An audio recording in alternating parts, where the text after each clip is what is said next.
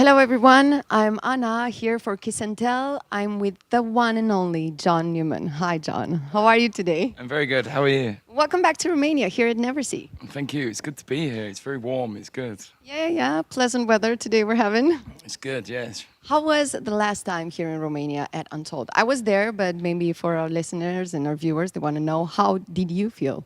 It was amazing.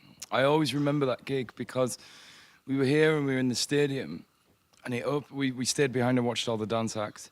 I remember the heavens opened and there was like this, there was like lightning coming down over and we were just in the rain celebrating and it was amazing. I'll always remember that. So every time somebody goes, do you want to go to Romania and do a gig? I'm like, if it's anything like that, I'm totally ready. It was great.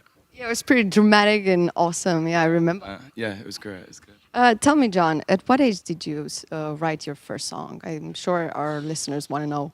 I don't actually know. I used to write songs when I grew up, we couldn't really afford the phone bill. And my mum used to always shout at me. So my tactic to basically chat up girls when I was a kid, which never worked, was to sing down the phone because it meant it didn't cost much calling a mobile from the landline and I could get the job done quickly. But normally it meant that they put the phone down quickly. So I don't know, I was like really young. I was like toing and froing what was better to do, mechanics or music. And I just needed to escape the small town I grew up in. So I headed off to do music. I started I remember when I first sat down in my college, they turned around and went, you are all professional musicians now. And that was at 16. So before that, but yeah. Wow, 16, that's great. Do you remember your first gig ever? Like, were you super nervous? Yeah, I do. Weirdly, I was just thinking about that because one of my band members said something. One of the guys' names is Mario. And in my head, I was like, oh, Mario, Let Me Love You, that song. And that was the first song I ever sung on stage in my school. And everyone was like laughing at me and thinking it was the most ridiculous thing ever. And it was quite amazing, just stood looking out to what we're about to play tonight when I was sound checking, thinking, wow, that tiny little school hall where I got laughed at to go in and performing in front of all these people that are hopefully appreciate it, you know. Do you still get nervous today? Yeah, a bit. And I think the reason being I'm a bit nervous now and it's not too much, but I think it's when you're in the studio a lot and you kind of like settle into your life. I wake up, I walk my dogs and I cook some breakfast and go to the studio.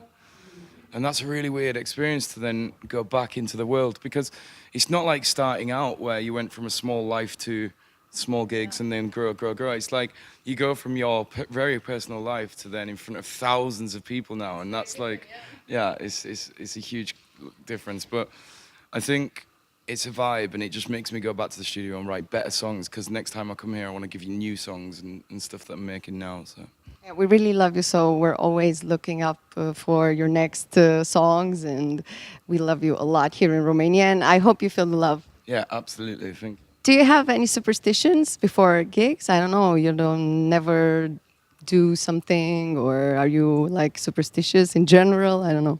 I'm not too bad. I kind of just get on with life and just keep cracking on and that's kind of the vibe at gigs, that it's what I want to do. So I don't feel like there should be any things that are like, oh, I've got to do this to prepare for a gig. If it was what I was born to do, then I just do it. And that's how I feel. I feel like I was born to do this. So I just take it with its ease. Yeah, we can super relate to what you just said. So, tell me, John, how important is social media for you? Do you use it a lot? I think social media in the world is quite important. I think there's negatives to it, that people judge themselves by looking at the greats of others. But I think for me, I don't like to give away too much. Not like give away too much. I don't mind people seeing, like, not really got anything to hide, so I don't really mind people seeing my life. I don't showboat too much either. That's the only thing that concerns me about celebrities and social media. But I think it's a useful device for a professional. And I also think it's quite fun and quite funny. I read it a lot. I'm on it a lot. But the amount of times I comment and post, I'm not too frequent, but yeah. That's good, that's good. It's not okay to stay there in the virtual life reality. So tell me, what's next for John Newman? What should we expect from you next? I'm actually working on, I say this all the time, but it's because I'm like, I want to get music out there at all points.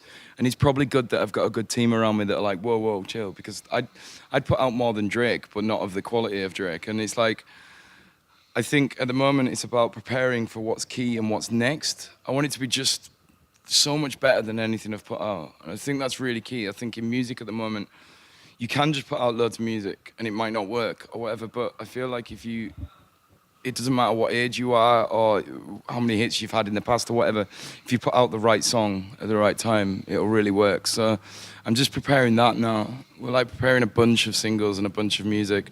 I have been for a long time, and any fans watching this are probably going to be like, well, come on, hurry up.